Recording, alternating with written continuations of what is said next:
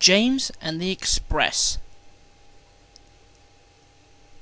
Sometimes Gordon and Henry slept in James's shed, and they would talk of nothing but bootlaces. James would talk about engines who got shut up in tunnels and stuck on hills, but they wouldn't listen and went on talking and laughing. "You talk too much, little James," Gordon would say. "A fine strong engine like me has something to talk about. I'm the only engine who can pull the Express. When I'm not there, they need 2 engines. Think of that." "I've pulled expresses for years, and have never once lost my way. I seem to know the right line by instinct," said Gordon proudly. Every wise engine knows, of course, that the signalman works the points to make engines run on the right lines. But Gordon was so proud that he had forgotten. "Wake up, James," he said next morning. "It's nearly time for the Express. What are you doing? Odd jobs? Oh, well, we all have to begin somewhere, don't we? Run along now and get my coaches. Don't be late now." James went to get Gordon's coaches. They were now all shining with lovely new paint. He was careful not to bump them, and they followed him smoothly into the station, singing happily, "We're going away! We're going away!" "I wish I was going with you," said James. "I should love to pull the Express and go flying along the line."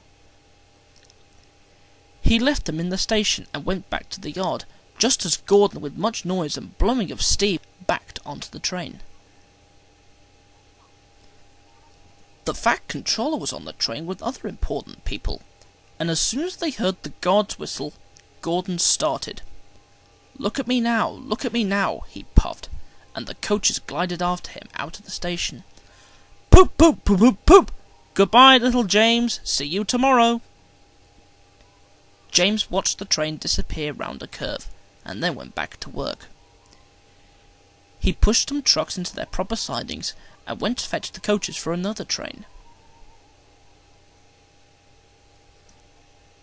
He brought the coaches to the platform, and was just being uncoupled when he heard a mournful, quiet shush, shush, shush, shush. And there was Gordon, trying to sidle into the station without being noticed. "Hello, Gordon. Is it tomorrow?" asked James. Gordon didn't answer. He just let off steam feebly. "Did you lose your way, Gordon?" "No, it was lost for me," he answered crossly. "I was switched off the main line onto the loop. I had to go all round and back again."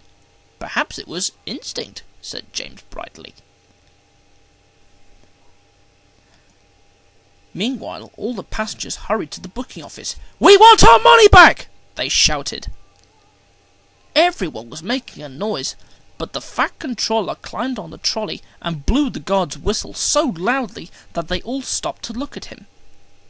Then he promised them a new train at once.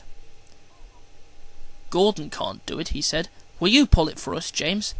"Yes, sir, I'll try." So James was coupled on, and everyone got in again. "Do your best, James," said the Fat Controller kindly. Just then the whistle blew, and he had to run to get in. come along, puffed James. "You're pulling as well, you're pulling as well," sang the coaches. "Hurry, hurry, hurry," puffed James.